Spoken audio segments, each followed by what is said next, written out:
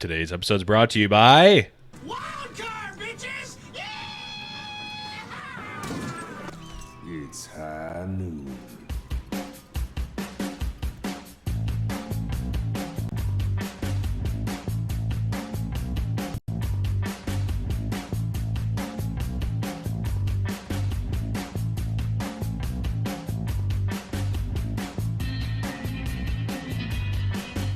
Hello, everyone, and welcome to High Noon Podcast, the competitive Overwatch podcast. I'm your host, The Blevins. With me, as always, is Deathblow. What's up, buddy?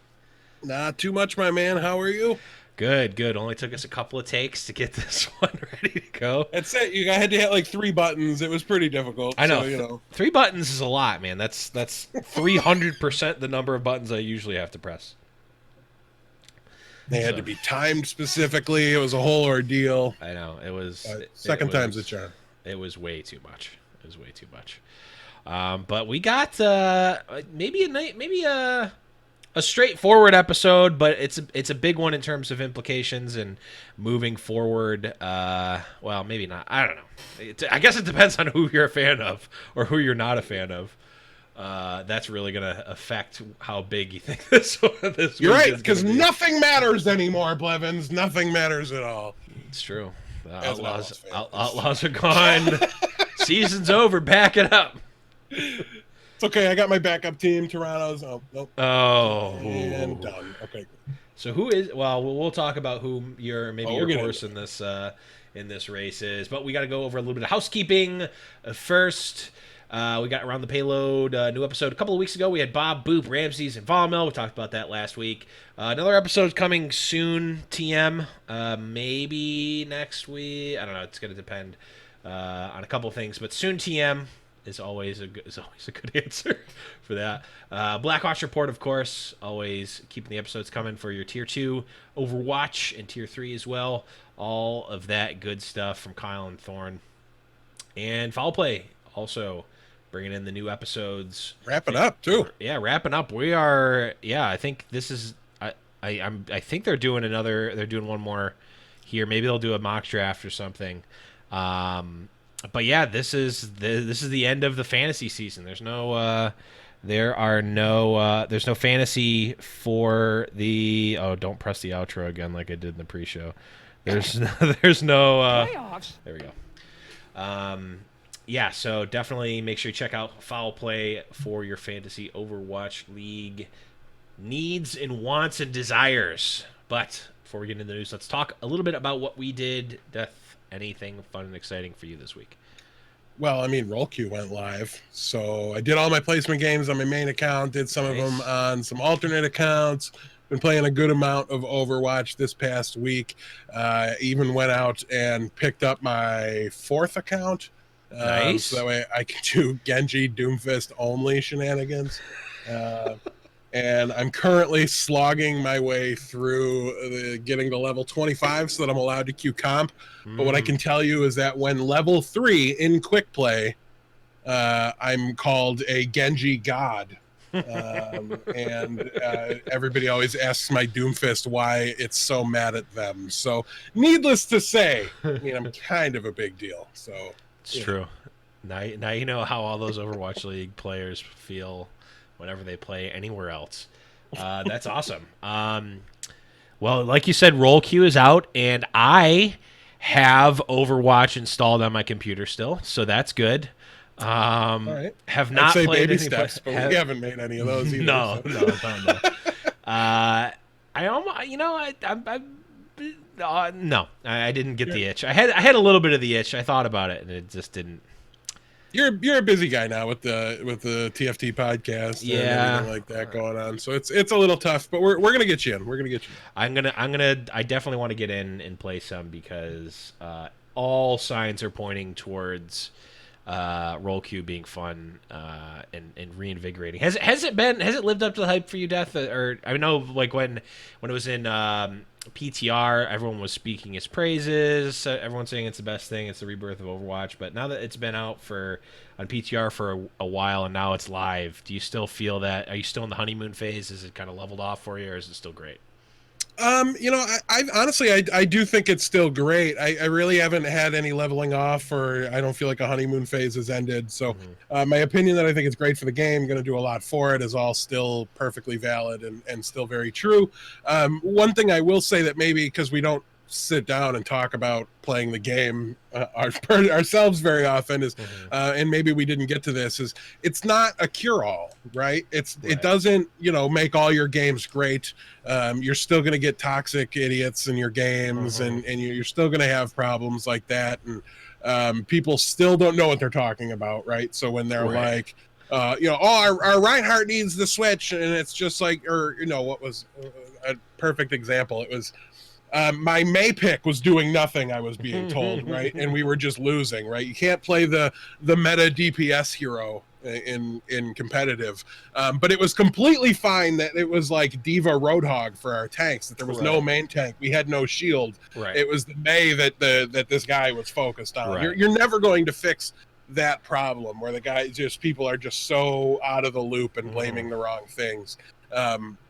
You can't fix it by going to another game. You can't fix it by literally doing anything. So that's not really what we're trying to do. What it does is it takes a ton of stress out of the equation.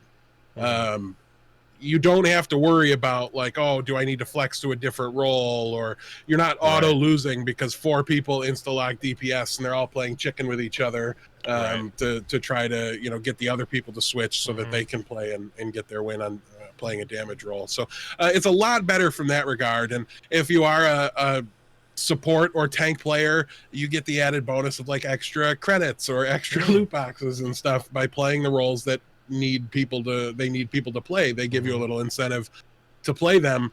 And there are all the other benefits of the separate SRs mean I can play in roles I don't care about on my main and accrue skins and currency and stuff that way. All that stuff is really great. And yes, it really has done a lot to keep me interested. I mean, before I would only ever play, like we'd get a 6 stack once or twice a week, twice if we were super lucky. And we would just, play for a couple hours. And that was how I played Overwatch. The way it was enjoyable when I found the time. Now it's, if I've got 2 guys on, I'm good to go. Let's, get two tanks and a DPS player, and let's go wreck faces. And, before you couldn't queue with 2 tanks because what if a third one showed up in your game? So there's a myriad of reasons why it's made things better. It's not perfect. It's, there are still bad games. There's still players throwing things like that on occasion. But the percentage of enjoyable games, the percentage of quality games has drastically increased in my experience. And I think people should definitely come back and give it a shot. I think you'd really, really enjoy it. It definitely does seem much better, especially in the maybe not solo queue experience. Well, I think it's better for the solo queue experience, but solo queue is still awful, I think, regardless of anything in any game. But the non-6 queue, I think got much better as well. So I definitely feel that. Real quick, thoughts on Sigma and his initial impact on the game the games that you've played. Super, super powerful. He's got a very, very high skill ceiling, a very high threshold of just sheer damage output. Very, very counterable though. A Doomfist, a McCree, or not a McCree, a Doomfist, or like a Winston Diva, dive tank combo. These are all things that Sigma really, really struggles to deal with. He seemingly seems to do a good job combating bunker style compositions, which is, I think, very important since we're in that current meta. But I think we all kind of slept on the line in the patch notes about the Reinhardt buff. And I think he got a lot better in this patch just by being resistant to the knockbacks and those kind of the steadfast passive that he gained is really, really impactful. Something that didn't look like it would be a big deal in the patch notes, but in the actual feel of playing the game and using him has a much, much bigger impact. Pharah concussive grenades, Lucio boops, Junkrat mines feel like wasted cooldowns if you use them on a Reinhardt. Save them, use them on something else. So quality of life is up for Reinhardt. I think his just ability to control space is significantly higher.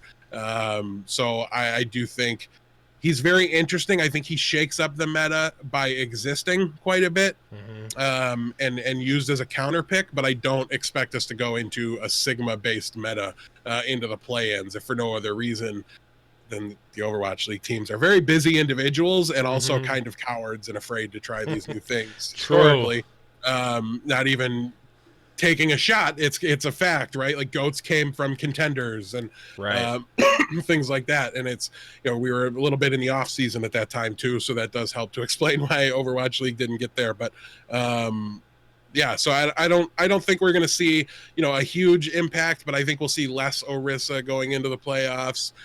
Probably more of your traditional dive versus Reinhardt kind of a meta. Maybe not that being the meta one versus the other, but like it's going to be one or the other, I think, dominating. Probably not like a heavy Sigma or a heavy Orisa anything anymore, just by how counterable they are. Interesting. Yeah, definitely can't wait to see what the pros whip up with Sigma, and I kind of want to. He looks very interesting when he first. The high mechanical skill tank players, and we don't even necessarily know who they are, right? Because it's just not required of them often. But I'm guessing like the gestures, the guys who aren't willing to show you that Widowmaker or that Hanzo a little bit on stage, those are the kind of guys that I think are going to just be absolutely off the wall, just nutty with the character. So those are the ones that I think maybe Gesture's a good one. Bumper I would want to see. I remember him going Hanzo and it not being a meme. I know he also did Junkrat a little bit, and that's whether intended as a meme or not is a meme. Like that's not the kind of hero where I'm like, oh, well, if you can play Junkrat, you're going to be great on Sigma. So yeah, it's going to be really interesting. I think you'll see a couple, kind of like you see with Ball. There'll be one or two that are just doing it better than everybody else, and now those teams get to use it, and the other teams have to try to get away with using it when they need to counter something. So it'll be a lot of fun. It'll be a great wrinkle, and I even like that I don't expect it to be completely meta defining on its own. Right? I part of me hopes I'm wrong, because I think it would just be so fun to see that meta develops with a whole new front line and a whole new. I think it would really do a good job of spawning a new way of kind of playing the game. So I want to see it be a thing, but I just don't think it will be. I would love it if there was like a comp where you just had to be so good and so precise with Sigma that only certain teams would be able to even try to play it.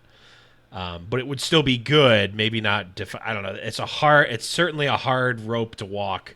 A hard rope to walk there to be able to have that happen, but it would be. Get on it, Chengdu. Cool. Chengdu. Let's see.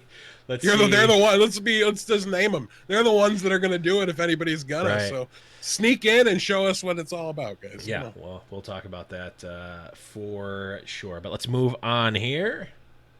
It's news. Actually had the drop ready that time. Talking a little bit about some news here. Tizzy has joined the Vancouver Titans. DB, anything? What do we know about Tizzy? What's your thoughts here on the move by the Titans? I know the season's over. Right. So cool player ad. What is going on? I was wondering that too, because I'm like, isn't the window over?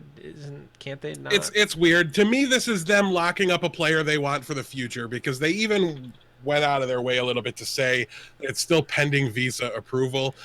We've kind of known this was going to happen, because our Discord is on the ball and notices everything. And I think it was when the third jerseys came out, they went to the Overwatch League store and there was a Tizzy jersey on for sale in the Vancouver Titans. Or maybe they didn't have a third jersey, right? So it wouldn't have been from that. But anyways, at some point somebody noticed that. It was leaked for a while. He went off of his contenders team and just didn't go anywhere for a little while. But this is a player. He's not new to Overwatch League. He was with I think it was London last year, late, and then didn't actually see the stage. And that seems to be his career arc. I'm the tank you sign late in the year, never use, and then don't bring back for the following season. So that's what he's been so far to us. If you don't watch contenders, that's all I really have to go on. He's shown in contenders to be here, right? I mean, on two separate occasions, he played well enough in tier 2 to earn himself a tryout, and then did well enough in those tryouts to be asked to join the team. So I think that says a lot. But I'd love to see him get the opportunity to play. I think it might speak to Vancouver's decline a little bit this stage too, though I think the signing might have predated it. The Bumper's suicidal aggression is actually at times a detriment. And you don't always want to be committing all your resources to your main tank to keep him alive while he's that aggressive. And this gives them the ability to, with one roster change their entire dynamic and their entire play style as a team. So I think it's a good addition when you have a tank that's so aggressive like Bumper. I think it is important to have somebody that can play a little bit more passive. It's like, if you have Fraggy, you kind of want mono on the bench, right? So this gives them, a version of that within their organization. So yeah, I mean, it really kind of shows to me that, the Titans have been brought to earth a little bit. They are no longer resting on the laurels of Runaway and their contenders and pre-Overwatch League hype. As far as I remember, they haven't really added any They didn't really add any players during the actual season, right?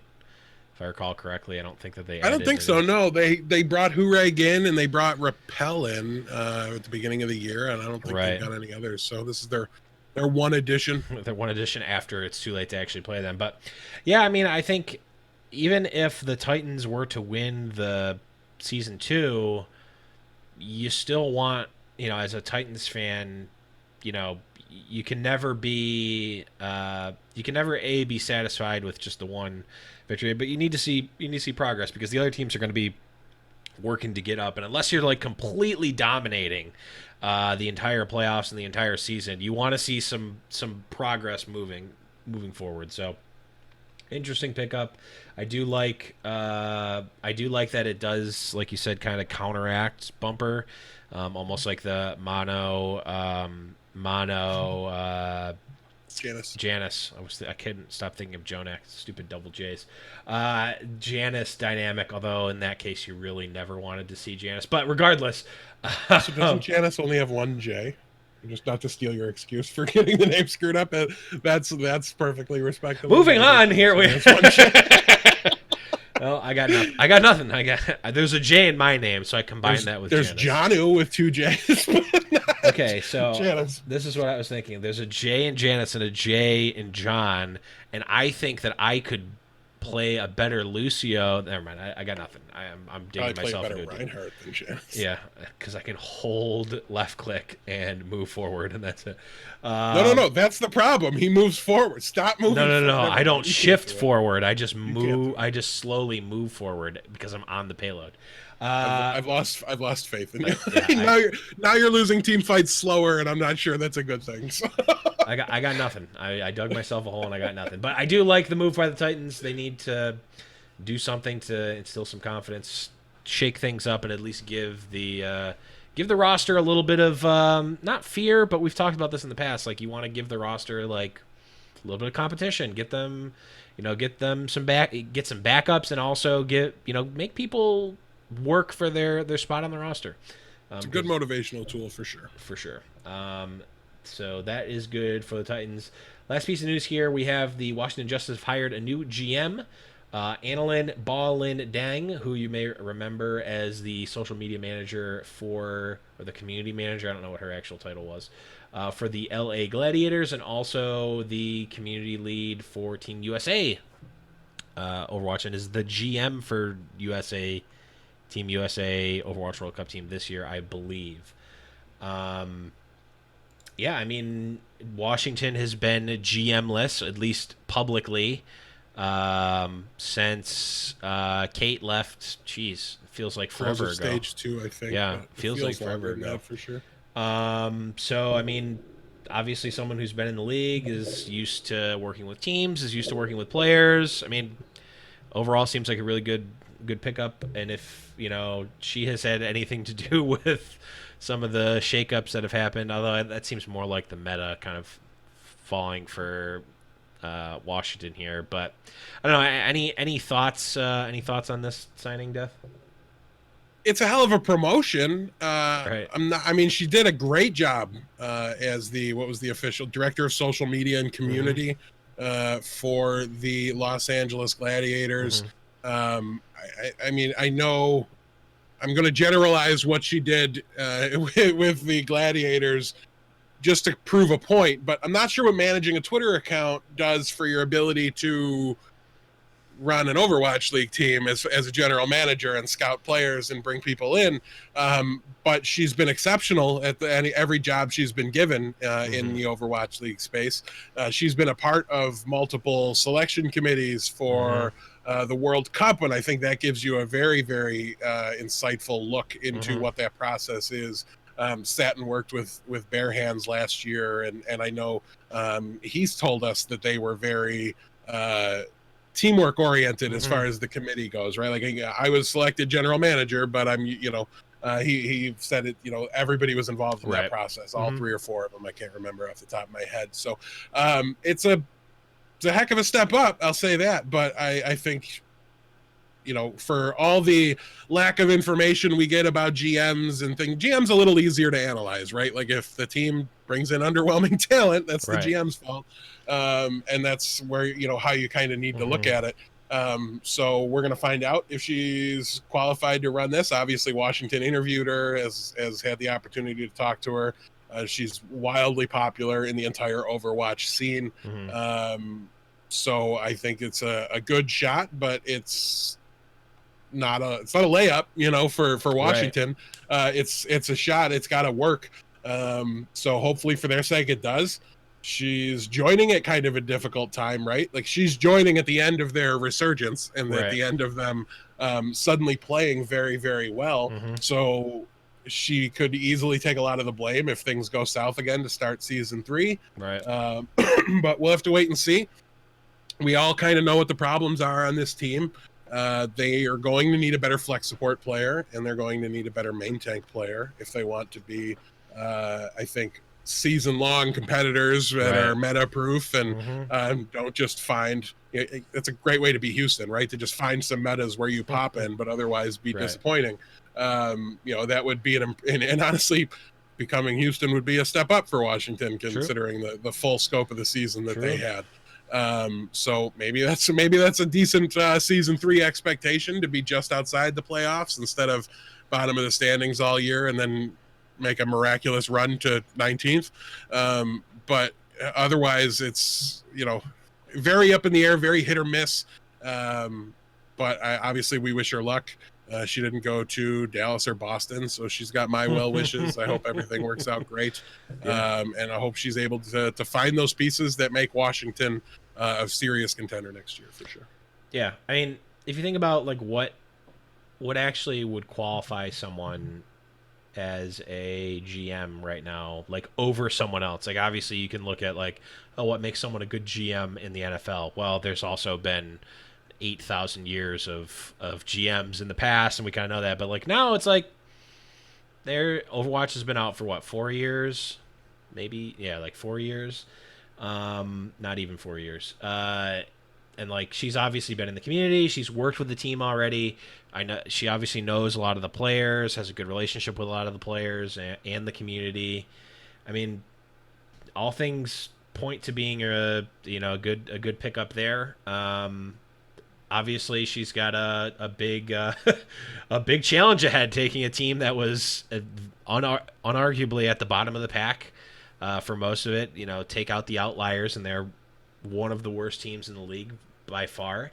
Leave the outliers in; they are in 19th place. Right, leave the outliers in. And the recency bias, leave that out. But yeah, I mean, a lot of work to play with. It's if I'm a GM and if I'm brought in and I'm given some sort of assurance from the organization that I'm going to have the resources and the ability to actually do something, this is a position I want to be in as a GM. If I want to actually have a challenge, I want to be able to take a team that can't get worse and improve upon that. It's very easy to see the improvements if you're making them.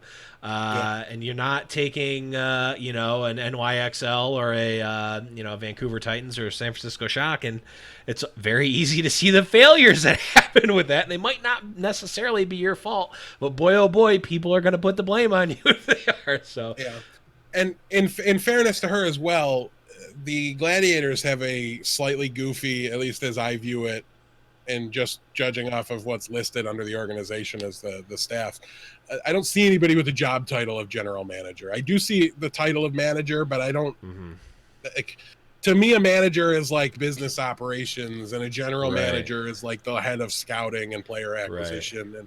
And so, for all we know, she was involved in that in the Gladiators organization. True. Obviously, they've got a solid core of players there. If that's the case, then she's more than qualified. I mean, if she was kind of almost acting in half capacity as GM and helping with player acquisition, she's right there. But without more behind the scenes looks and a little clarification from the organization, all we can go off of really is job titles. So it's that tells me big step up, but well deserved and good for her. So. Yeah, definitely good for her and for the Justice, I think. Definitely putting their ducks in a row. But let's move on here and let's get to something. It's tournament talk.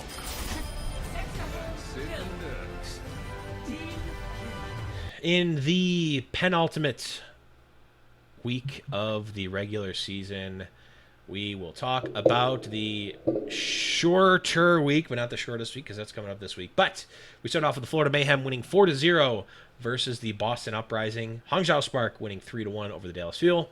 Seoul Dynasty winning 3-1 versus the Shanghai Dragons. On Friday, we had Atlanta Reign winning 2-1 over the Washington Justice. San Francisco Shock 4-0 versus Chengdu Hunters. Hangzhou Spark winning 3-2 over the LA Gladiators, which, by the way, I predicted, and I got crap on Twitter for picking that. And just want to point that out. Scoreboard. Saturday, Paris Eternal wins 3-1 over the Shanghai Dragons. LA Valiant wins 3-1 over the Boston Uprising. Philly Fusion defeats Seoul Dynasty 3-1. And the Chengdu Hunters put the foot on the neck of the Houston Outlaws and win 3-2. They were already dead. I was going to say, they stopped breathing last week, so I don't know what that's about. I didn't say that they were still alive when the foot was on the neck. They just happened to step on them on their way towards the possible playoffs, play-ins, rather. And on Sunday, we had Atlanta Reign winning 4-0 versus the London Spitfire. Washington Justice 3-1 versus the Paris Eternal. Florida Mayhem in possibly their first week ever of having 2 4-0s. I can't think of a week where they got... I can't even think of a week that they got 2 wins in a week. But they won 4-0. I don't think they've ever 4-0'd anybody before, unless it happened earlier this stage, and I'm forgetting. They didn't win 4-0 versus the Outlaws, right? Okay. And so they beat Toronto 4-0, and then the last game was Guangzhou Charge winning 4-0 versus the Dallas Fuel. So we had some interesting games here. Some interesting results here. I think the biggest one probably Atlanta 4-0 versus London. Yeah, I'm not going back before stage 3, but I think those were the first. Okay. 4-0. Someone will correct us, I'm sure. They always do. They always do. And if they don't, we don't know. Yeah. So I mean, Atlanta really taking their destiny and really wanting it. I don't remember what we had their odds at last week for putting them into the top 6, but boy oh boy have they given themselves a shot to do it. Yeah, a very good shot. It's kind of remarkable, right? Coming from a team that, I mean, listen, we're not surprised they're able to do this, right? Like, they showed the ability. They beat New York in back-to-back weeks. Mm-hmm. They've beaten the elite teams in this league. They've had those ridiculous performances. What they've not done was shown consistent play throughout an entire stage before, and they've not lost yet this stage. So clearly they're doing that. They do have the two matchups this week, but those are very easy opponents. I do want to caution everybody when looking at this, they didn't have a difficult stage. They did, however, put away their difficult opponents that were there, right? Like, and this is something that, I mean, people talked a lot about how Houston got boosted last stage by an easy stage. Like, you're not wrong, but they also beat San Francisco, and like, you know what I mean? So they did have, nobody has just an easy 7-0 on their schedule. It's just not a thing that's possible. So they beat Hangzhou, granted at probably their worst because it was right after the whole Crystal debacle, but even then, that wasn't a match that they should, they were locked and loaded for. And then they beat Paris, they beat Houston, or Houston beat themselves, depends how you want to look at that. And you've got them beating Washington, which is difficult this stage. The 4-0 against London, easily the most impressive outcome for this team probably on the season. As far as single matches go, the back-to-back against New York was both glorious and more impressive for a variety of reasons. It was horrific. An abomination. It was a horrific abomination that should be stricken from the record. That is an excellent example of why I enjoyed it so much. Thank you. But yeah, so listen, they're very possibly our season 2 Philly Fusion. A very inconsistent team, getting hot at the right time, sneaking into the bottom of the playoffs, maybe in this case going in through play-ins, but there's a couple candidates for that role. It does require making it to grand finals in order to actually come to fruition and to take the title of Season 2 Fusion. But yeah, they're super impressive. We talked a lot about their indecision at the off-tank position. Was it going to be Dako? Was it going to be Fred? And they're going full-time with Fred now, despite his socks and sandal combinations that he wears on stage and models. Crocs and socks. While on stage, that's a thonker. But nonetheless, he's doing great. The team's looking good, and more importantly than all of it, as we've said a lot this season, is they've been consistent about it. It's not been back and forth and switching who's who. It's just they're sticking with it. It's working. Everything seems to be working out. Hopefully they don't do anything crazy like switch back or anything like that, but we obviously can't say definitively on that one until the playoffs start. Are they joining is it like reality TV shows where like the old voted off guests get to come back and help the ones that are still in, and Houston's coming in to help Atlanta? I mean, if so, I'm rooting for Atlanta in the playoffs. I'll tell you that much. But, well, I mean, apparently they aren't, because if that would mean that they're gonna start shooting themselves in the foot and they're gonna start reverting back to things, even though they saw things work. Hey, New York can't help them because what are they gonna do? Lose to themselves? But anyways, we don't have to listen. We don't have to throw haymakers anymore. Okay, let's stop kicking Houston while they're down. We can just enjoy the the New York choke that's on its way. Yeah. I'm preemptively getting my punches thrown because, believe me, everyone's waiting. Every single time New York loses, it's just like Twitter. I just see beep, beep, beep, beep, beep, beep, beep, beep. I get all these notifications in Discord general chat. Everyone's adding me. It's great. I love it. And they've still only lost 5 times on the year. Great. Yeah.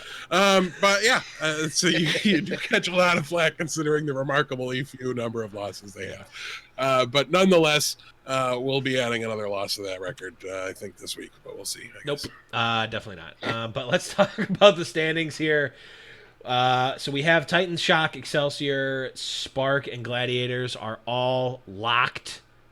They're your top 5 teams, right? Gladiators can't fall out. Sure can. They sure can. Never mind.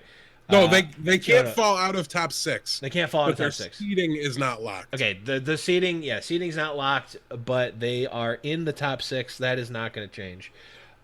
The possible flip-flop here is Atlanta Reign and Spitfire on the top 12 in the play-ins versus the locked playoff. So if Atlanta goes 2-0 this week, they're in the top 6, and London is bumped down to the playoffs because the because of the play or the map differential right now, with Atlanta at a +13 and Spitfire only at a +6. The high water mark for Atlanta is the 5 seed. They can't get higher than that, but they can pass the Gladiators, who are locked into 6, put LA at 6 and themselves at 5. Yes, that is certainly possible. But Gladiators can't fall out. The only one that can fall out is Spitfire, and the only one that can come in is Reign. The seeding between those 3 teams is to be determined. Then we have Dynasty Fusion, Charge, and Shanghai Dragons are all locked for top 12. Again, the seeding for those play-ins is still to be determined. But we have the Chengdu Hunters and the LA Valiant, and really it's just on the Valiant because the Hunters are not playing this week. The Valiant control their own destiny in regards to making it into the play-ins or not. So they can go 1-1. If they go 1-1, they're in. Yeah, they've got a 12 map advantage in the map differential. The Valiant are actually +1 in map differential as they sit right now, despite their losing record of 12 and 14, with the Hunters at -11 and only 1 win better. Right. Any win from the Valiant does guarantee them a spot in. So what that means is, we'll be going over the matchups in a minute, but the battle for LA is winning in for the Valiant, which just makes that super, super exciting. The Gladiators will be locked, but again, fighting for seeding could be very, very important. Do you want to play against the Hangzhou Spark, or do you want to play against Vancouver, San Francisco, or New York, depending? I'll tell you which one I want to play against. Or which 3 I don't. Yeah, I don't know. It would be super interesting, but yeah, those are the 3 you really do want to avoid, because New York's going to have the 2 seed here, right? Despite being 3rd in the standings because of divisions. So you're looking at the Shock not having a bye, so whoever the lowest seed coming out of play-ins is. So the Gladiators won't have to worry about them in the first round, but you still have to be very mindful of just trying to stay away from them until the grand finals, right? It's very important as far as just making it there, which is a really, really valuable learning experience. Just getting that time on stage, everything like that. It's really, really important. So they should be motivated enough to play their starters, or whatever they need to do. I don't expect we'll be seeing Ripa or anything like that too crazy. I don't know how much else they have just on their bench that they don't use occasionally anyways. Hydration comes in some, so that wouldn't be a surprise or a big downgrade or anything like that. So yeah, that one's going to be huge, and it means everything for the Valiant.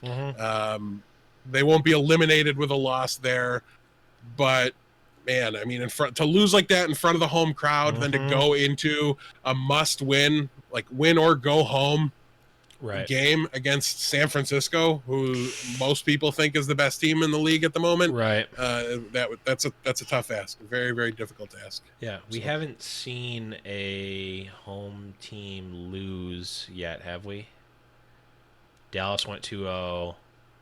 The LA teams lose a lot, and they play at home every week. Well, I mean, an actual homestand. I mean, this is technically different. I mean, it's a much bigger crowd. Theoretically, it's going to be more hostile. Everything like that. Promoting the rivalry. They're going to be promoting the home team. Will it be more hostile? It's LA versus LA in that matchup, and then it's LA versus San Francisco. I'm not sure how much more hostile it'll be, but the pressure will be certainly higher. You'll feel that with the increased just size of the crowd, the added pressure of the big stage. So I mean, Shields Up, Wings Out is one of the. I mean, we hear it obviously because the LA fans are there at those games, but those games are always hotly contested. I could only imagine it gets even more intense. Yeah, they're historically very, very close outcomes, regardless of what it looks like it should be on paper going into the game. They just are always close. Yeah, so that one will definitely be good. We'll talk about that in a bit. But Hunters are pretty much just fingers crossed, hoping LA flops this week, which is not out of the realm. It certainly could happen. But let's go in and let's talk about these matches here. Saturday, we start with Atlanta Reign versus the Dallas Fuel. Yeah, Reign is undefeated this season. Or, not this season. The stage.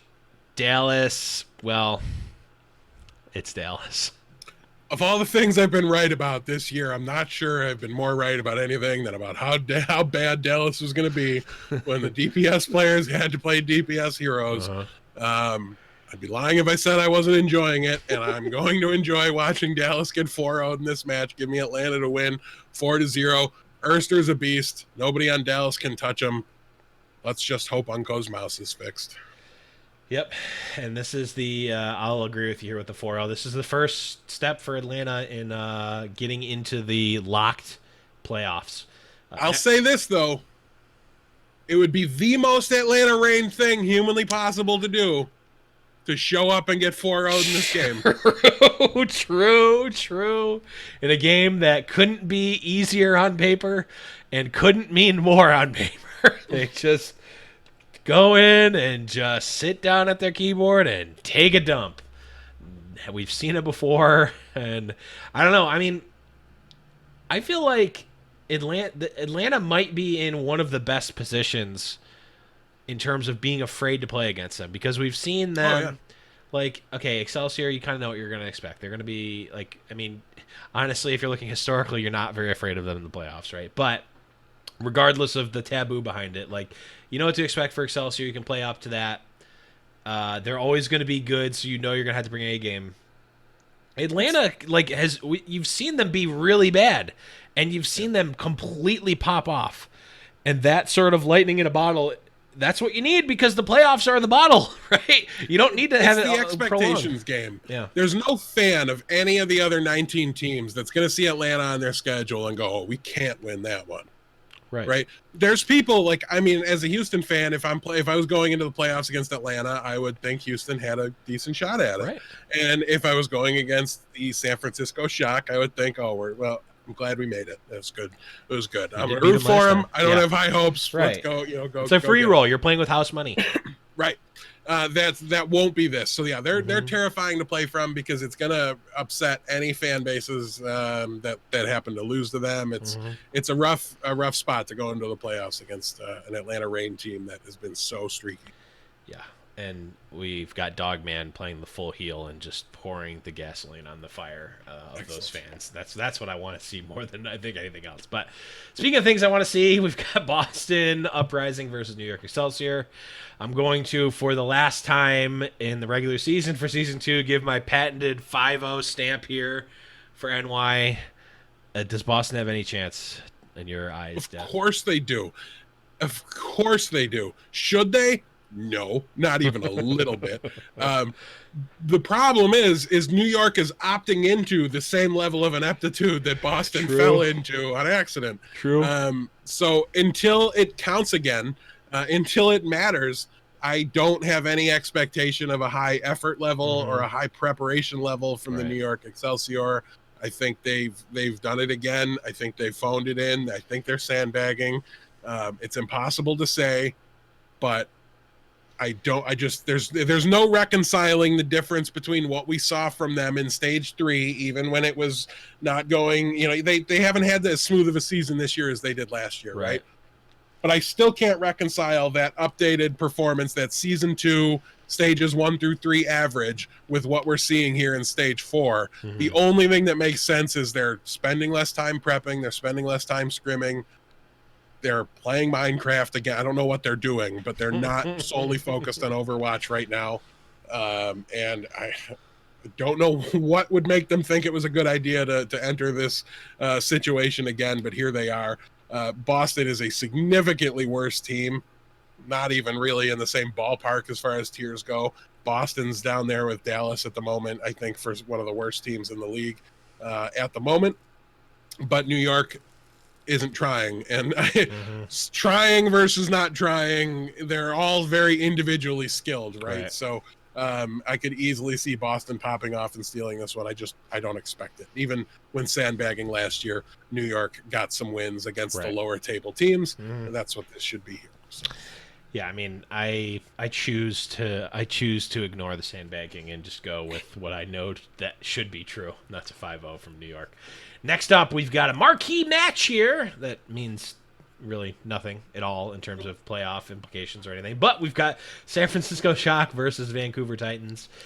I mean, we've talked about it. San Francisco, arguably number one in terms of power rankings. A lot of people believe that. Vancouver, while still at the top of the hill in terms of record, seems to have dipped a bit and been on a little bit of a downward decline, at least a little bit here. If I recall correctly, San Francisco won the last time they met up in the playoffs, but I'm going to go with I'm going to go with San Francisco 3-1 here. Yeah, this one I think is really, really close, if for no other reason than it is kind of a exhibition game here for both of them. These are also, I think, this is as close as either of these teams are going to get to a home game. We're outside of the Blizzard Arena, which I think is become a de facto. I'm sure plenty of San Francisco fans make the trek down on occasion. Mm-hmm. But it never filled out like it did for the LA teams. I think they might show up for this one, just because of the size and scope of things, although the lack of importance might deter turnout, and especially for Vancouver, that's a farther drive. But again, as close as it's been. So I hope we get to see the fan bases represented a decent amount in the arena. Could be a lot of fun from that perspective if they do show up. Otherwise, I just think this is going to be two teams going out there, maybe doing some extra substitutions that they wouldn't normally do, having a lot of fun and playing some interesting compositions. Nobody wants to show anything remotely like what they're working on for the next meta, and the players might not have that information yet, right? That could be a coach's only conversation till the stage ends, though maybe not once everything's kind of locked up at this point. So we'll have to see. But this one should just be a blast. I'm giving it to San Francisco here 3-1. I think they've just got a more stable kind of glue to hold the lineup together.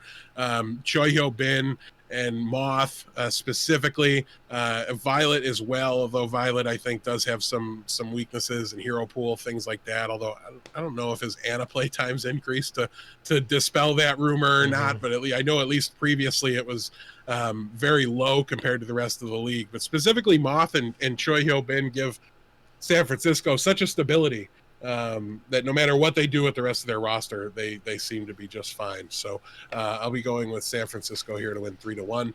Could absolutely go the other direction because who cares? Not even these two teams really do. Right. Just enjoy it as a good exhibition.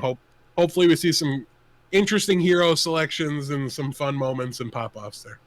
Yeah, I do want to see some interesting stuff. I wouldn't be surprised. I mean, if you go by the first two stages here, San Francisco, Vancouver have almost been like the classic LA Lakers versus Boston Celtics of like two really good teams that met each other in the finals a bunch, stage finals in this case, and it didn't happen in stage 3, so maybe that's not as much there. But I don't know. I mean, the back-to-back finals appearances for those two teams in the stages, and then obviously being at the top of the standings. I mean, for me, that San Francisco versus Vancouver is a more compelling rivalry than we've really seen in Overwatch League. There's obviously the artificial ones. There's the the battle for LA and the Nighthawk Router Cup. Whatever that thing is. That stupid thing is. By the way, today's episode is brought to you by Nighthawk Router. No, not really. But like in terms of like actually a rivalry that's based on two good teams that are vying for the top and have battled each other at like the highest level, like this rivalry, I mean, maybe like depending on when you capture the capture points for looking at each team, maybe New York versus London at points last season was kind of like that, but it never panned out. It never played out, right? Like it they never played each other in the playoffs, the finals, the season playoffs. I don't think they even played each other in the any of the stage playoffs except for the first. and none of their matches have ever really mattered after that. So like I feel like this might be the most compelling rivalry in the Overwatch League right now. So I don't know if the players or the teams or the staffs are embracing this sort of like actually an organic rivalry. But if they are, this could be a really good match if they're both super try-harding. I agree with you. They're probably not going to show any playoff strats or whatever. But I mean, that's going to be on a different patch anyway, right? That's going to be on. That's going to be on different. Marginally. I mean, Sigma is going to be in, right? Or is he not? Yeah, and I think that will do some. I don't know. Regardless, they're not going to be able to show everything if Sigma has anything to do with it, and if it's going to be marginally different. So maybe they do try hard. That's my hope, at least. Also, so that if any of them play Orisa even a little bit, I'm going to be upset with them. Okay. But I don't know. Winston Diva dives or Ball or Mystery Heroes. I think that San Francisco Vancouver is the actual biggest rivalry in Overwatch League right now that actually makes sense for it to be not an artificial one. You've got a valid point. There's rivalries born from regionality, from history, and between two cities. I don't even think that they were born. I think that they were implanted either from other, like Boston, New York. Okay, yes. Obviously that goes back forever in just sports in general. But like it's not an organic growth one. It's like, oh, well, and most of the like esports fans, or at least a lot of them, are like, Boston, New York, what do you mean? It's like, no, you have to hate Boston. You have to hate New York. It's like, okay. Where this, like, I mean, maybe they don't feel it. Maybe I'm the only one that's recognized this because I don't really see anyone talking about this as a rivalry, but it feels like a rivalry. Rivalries, I'll say this, get a lot more juice when both teams are good at the same time. But I do think Boston, New York is organic. I think Houston, Dallas is organic. I think the battle for LA is organic. I can't think of any that I think are just wholly contrived. But they're more fun to watch when you yourself don't care. When those rivalries are born out of competition and two teams being among the best or being the best at the same time and playing each other in big moments like stage playoffs or any of that other stuff. So this is more entertaining, but it's also much more short-lived. But actually, I think they might be in the same division when things split up with just like randomly Rip Dallas. But so that one, I think hopefully it does last and stand the test of time because there's even a bit of regionality to that one. Those are two West Coast teams, even if there's a border in between them. It can make sense. I guess, it doesn't matter. We'll have plenty of time to talk about that when we're actually talking about regionality with home games and whatnot. But let's move on here. Last game of Saturday is going to be the Battle for LA, the Los Angeles Gladiators versus the LA Valiant. Death, who do you got? I'm going to give it to the Valiant, 3-2. Desperation is a stinky cologne. And I think it pushes them over the edge. They need it more. And otherwise, I think the Gladiators are a slightly better team, maybe underperforming at the moment. But this has to go to 5. Otherwise, we all got robbed. True. And just in the big moment when one team cares so much and the other one doesn't, that's often like to me going to be the deciding factor. And I haven't seen anything from the Valiant to make me think they're going to flop. I mean, they were big late and clutch late in the year last year. I think that's ingrained into them a little bit. They've got the leadership and the shot calling that's not going to be afraid of the moment. So I'll give them a slight edge here and go Valiant 3-2. Yeah, I mean, I'm flipping it here. Give me Gladiators. I do think that they're better on paper. I do think that while the Valiant are playing for more, the Gladiators aren't playing for nothing. And also, there are few greater feelings than being able to dream crush your rival out of playoffs. That's something to play for. In front of shutting up the home crowd. I mean, I remember in one of the best feelings ever was beating a team in high school when I was in high school basketball, beating a team on their own senior night in their hometown. town, in their home stadium. Yeah. That is the best. It shuts up the crowd. You see all the seniors who are playing their last home game or whatever, crying because they lost. And it's just, it's just an amazing feeling to be able to do that and to have that. Blevins licking the tears off their faces. It's true.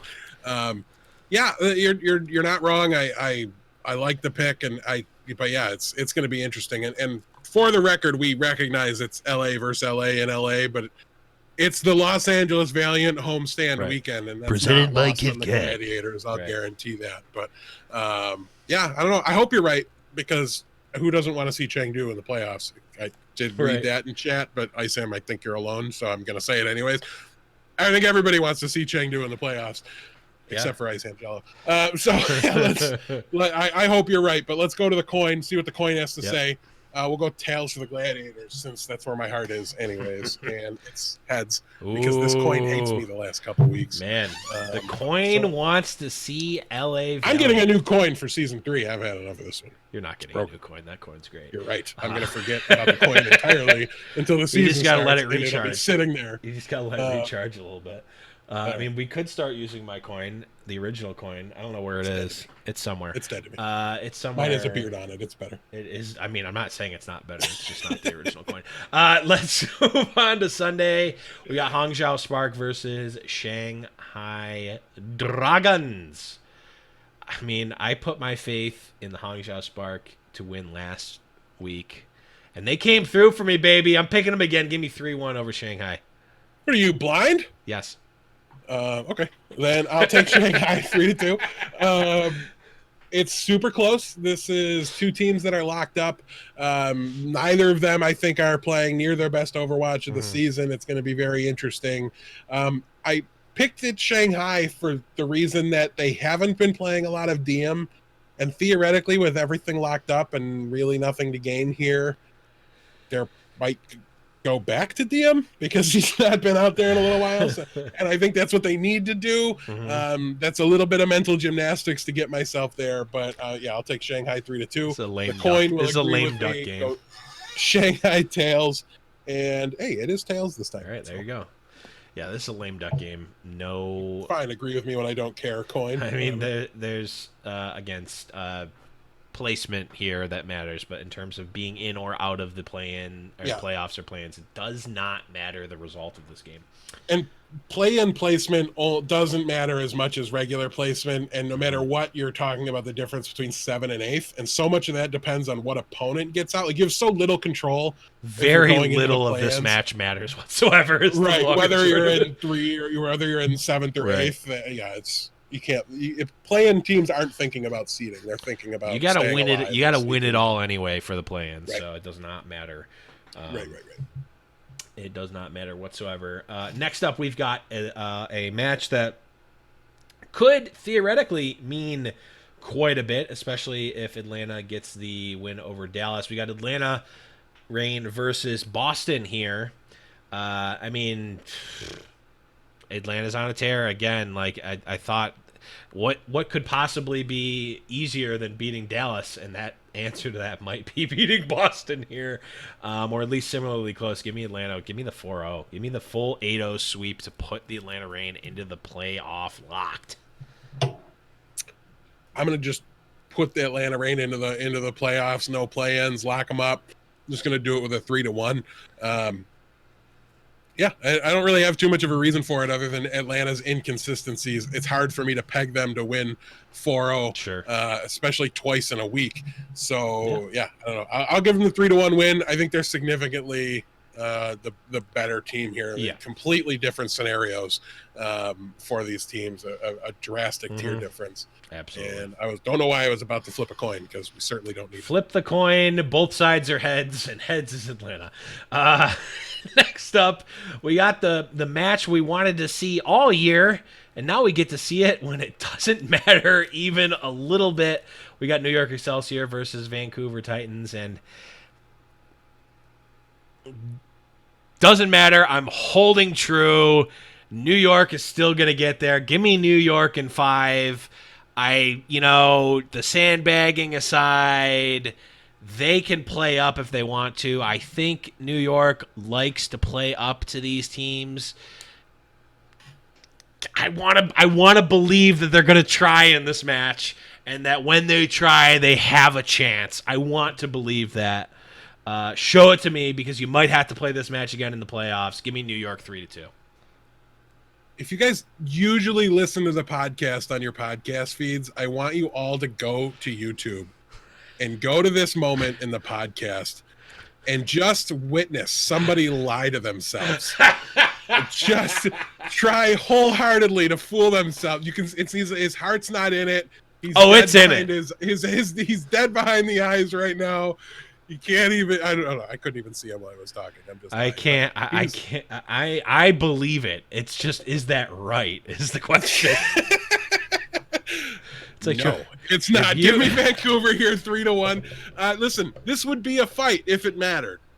Like, I don't believe New York is in a major panic or having major issues.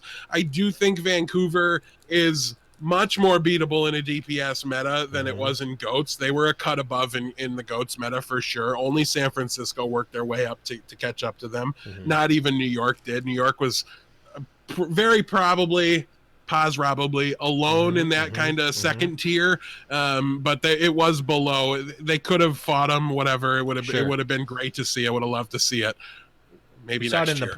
Did we see? Yeah, we saw it once in the playoffs. New York versus Vancouver playoff. Yeah, we know my opinion on stage playoffs. I wasn't going to put any weight in, especially with New York in the stage playoffs. Sure.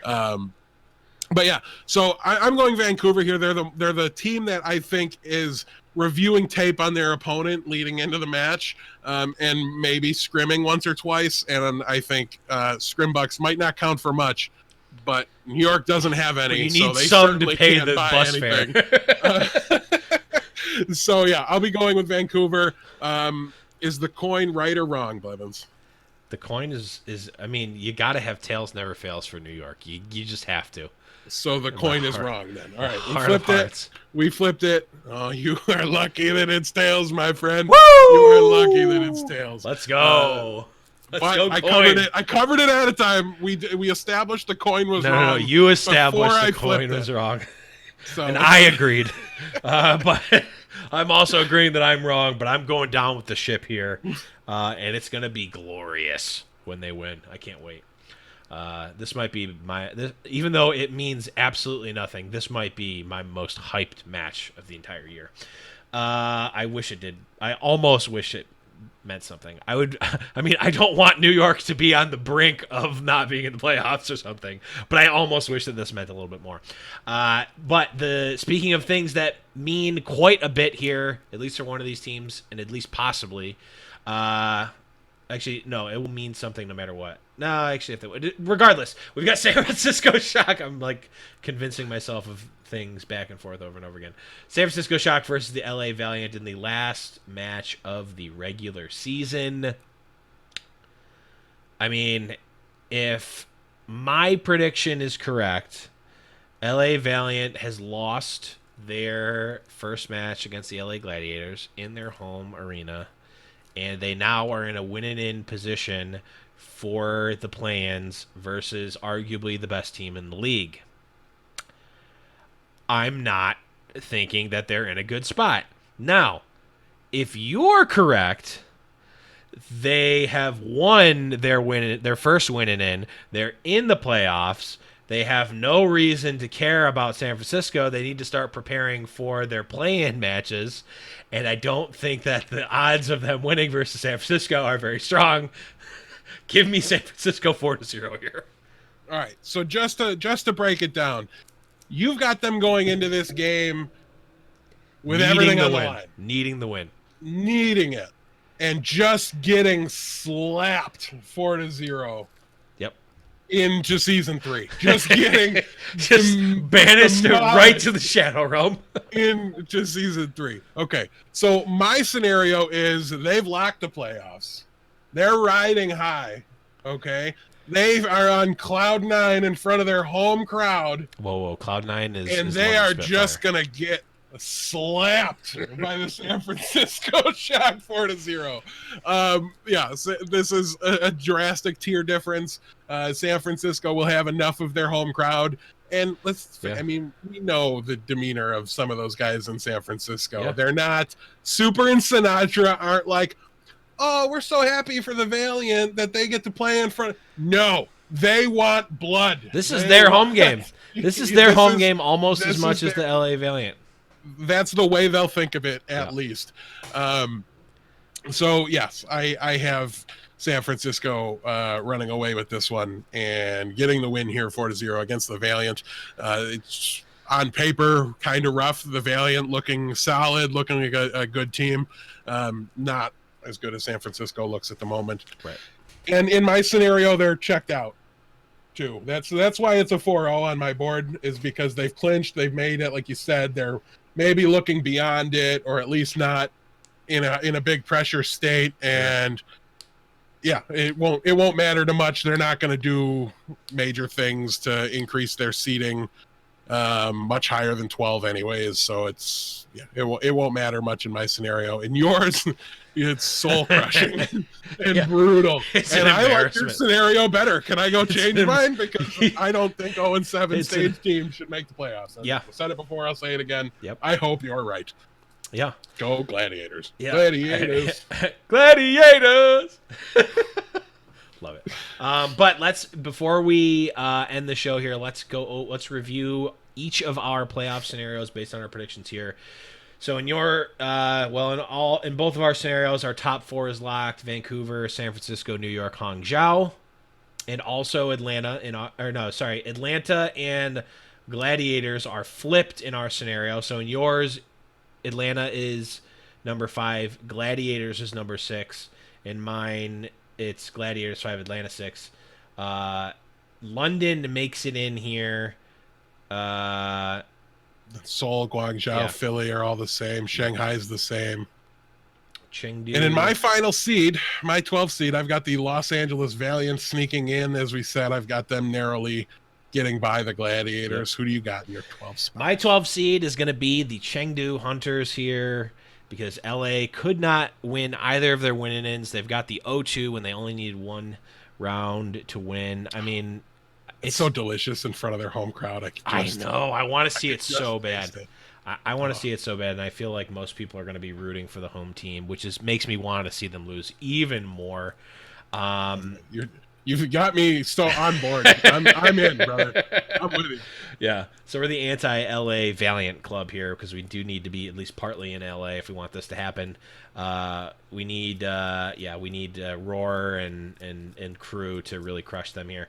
I mean, the battle for LA, I mean, that's the match that is, they couldn't have planned it better.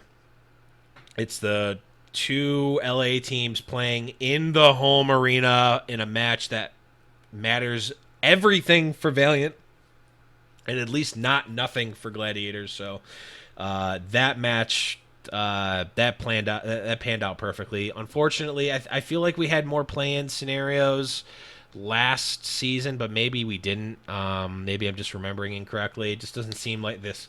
It seemed like this last week there's like what, 4 teams. It looked like we were heading for a real jigsaw puzzle, trying to figure it out in the last week. That's why I'm like, well, we need to do playoff scenarios now, so that way we can update them for next week. And that was my plan. And then we get to this week, and it's like, they completed the whole outside edge of the puzzle. And there's 2 relevant matches. 3 if one of them goes one way, and not if it goes the other way. I'm like, that's weird. Yeah. Surprising too. My recollection is there was more intrigue last year. Yeah. Granted, it was 12 teams fighting for 8 spots. Yes. Is that right? So wait, no, they didn't add 8 teams this year, did they? Did they? Oh wow. Yeah. So it was very different math, but I thought it would be more cluttered with the play-ins, with 2 different scenarios that needed to play out, and fewer games played to me would have kept the races tighter, but it just wasn't in the cards this time. It's not always. It will have crazy final weeks in future seasons. For for sure. But But yeah, maybe a little less exciting than we would have liked going into this week. But I promise play-ins are going to be insane. Think of the parity we've had this season, how crazy it's been. Play-ins without those top dogs there to give you those. Well, I mean, Vancouver's going to beat up on Florida or whatever it is. Like, those aren't going to even be in the possibility or in the cards. It's just going to be that huge middle pack is just going to mash against each other, and two teams are going to fall out of the end of it, and it's going to be great. I mean, Chengdu, we have not seen in the playoffs yet, right? I don't think. If we did, they were one and doneers. I don't recall. Philly, I mean, we obviously saw it last season. They made a run when it mattered most. Shanghai, look at stage 3 playoffs, popped off, beat both of the top tier teams, and New York, or all 3 of the top 3 they beat in stage 3. Granted, different meta and whatnot, but like regardless, like that still takes a lot. Guangzhou Charge, we're not sure what to expect of them in the playoffs. Seoul has had decent playoff runs as well, or at least mediocre. So I mean, we're getting a lot here. London, obviously, we've seen in the playoffs, pop off in the playoffs, at least from time to time. So yeah, I agree. These play-ins, man, it's gonna be spicy, and then depending on who makes it. Seoul didn't lock top 6, which means they're not going to make playoffs again. They're gonna get gatekeepered in the play-ins, and it's gonna be glorious while they switch their lineup around in the middle of their last match of the season and can't figure out what's gonna win, and then they just don't. I'm excited. So let's just, for the sake of argument, let's go with my scenario, because we both in our hearts want LA to dream crush the Gladiators dream. So out of the, what is it, 2, 4, 6, so London, Seoul, Guangzhou, Philly, Shanghai, Chengdu. Let's not think about what the actual matchups are. Which 2 of those teams do you think makes it into the playoffs? I think the London Spitfire are, granted, their inconsistency can really bite them here in this scenario, and it could just end for them in a flash. But I do think they're likely just a little too good to not be favored going into it. My other one here is going to be the Guangzhou Charge. They have been on fire. They freed Fraggy from the depths of the Philly Fusion bench. I can't thank them enough for that. Yes. And just Nero and Happy, man. Nero has been, I think, our man, it's hard to say. I'm going to give him the Rookie of the Year. Here's why. Corey's right up there with him. There's another couple of, but like as of right now, without seeing anything in the playoffs, I've got to give Nero the nod at the moment.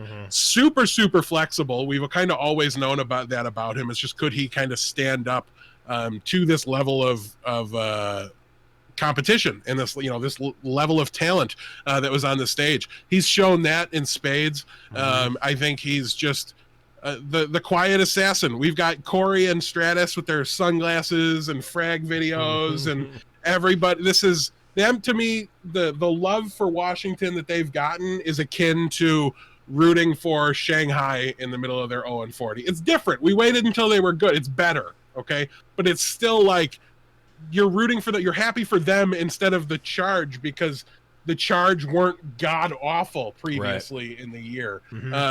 But I mean, this was a Charge team that was like struggling to beat Houston and Goats metas and stuff, and then Nero comes of age and takes a little time, but gets his feet under him, and we see the tank switch, the tank acquisitions, and we think, is this a Hail Mary move? Are they trying? Nope.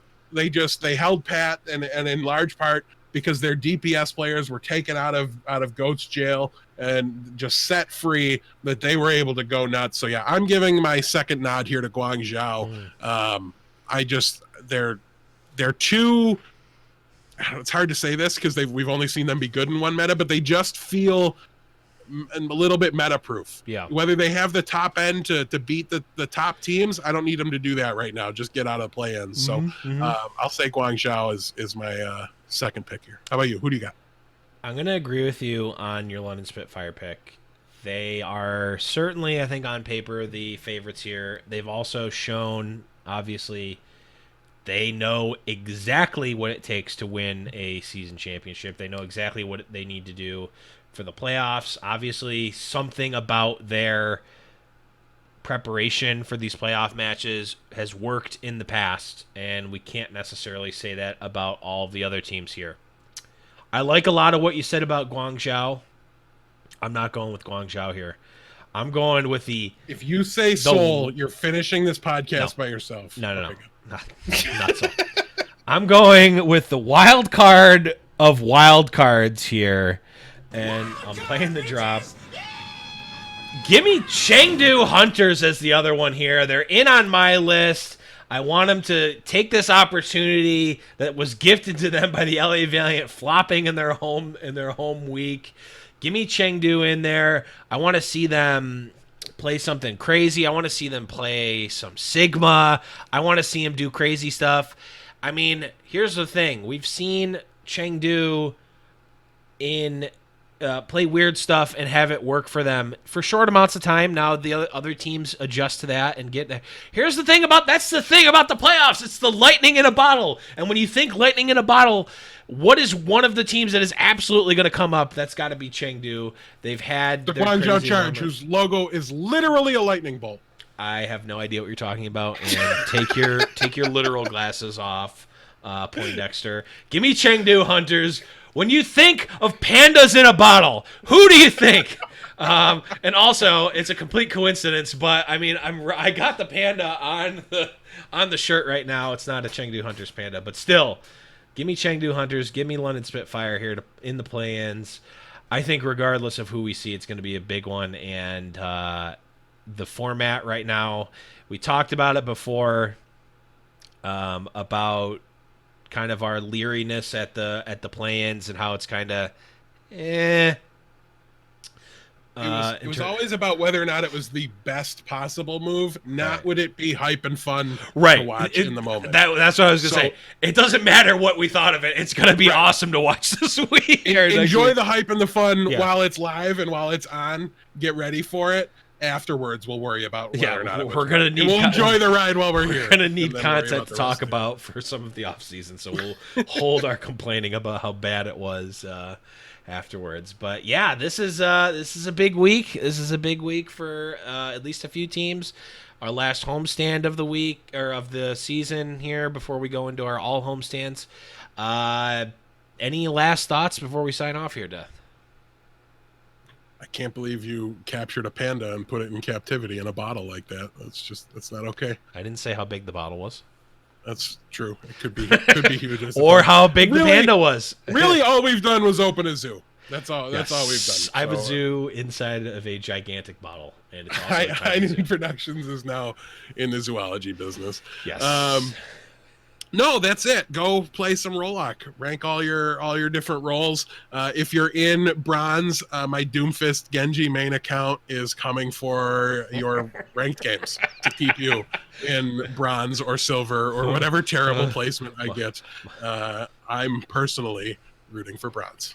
Yes, I will hopefully get some matches in as well. But guys, that is going to be it. Let us know who you think. Who do you want to win? Who do you want to get into the play-ins? I'm ready for this week. It's gonna be hype. I can't wait to see LA Valiant Flopperino. But guys, that's gonna be it. Thank you everyone on the Twitch chat. Yeah, the chokes. When it matters most. Thanks everyone who listened live on Twitch chat here, twitch.tv/High Noon Podcast. We do record every Monday, usually at 7 p.m.-ish Eastern Standard Time. Twitch.tv/High Noon Podcast. We're High Noon Podcast everywhere on every social platform you can think of. We got High Noon Podcast, YouTube, iTunes, Google Play, all those things. Spotify, we're there everywhere. Make sure to check out all of our stuff there. You can also support us on Patreon, patreon.com/High Noon Podcast. And also, guys, I forget, I tweeted it on Twitter, but we are going to be at the grand finals. We have finalized our accommodations to get there, and we'll be there. So if you see us, say hi.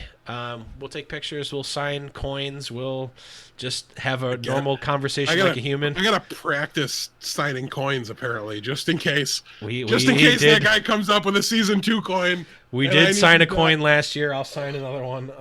Just make sure you bring your own marker.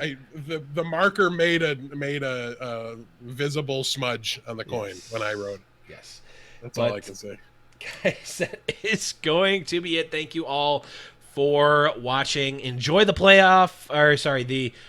the last week of season 2 regular season for the last time this regular season for Deathblow. I am the Blevins, and guys, remember, it's noon.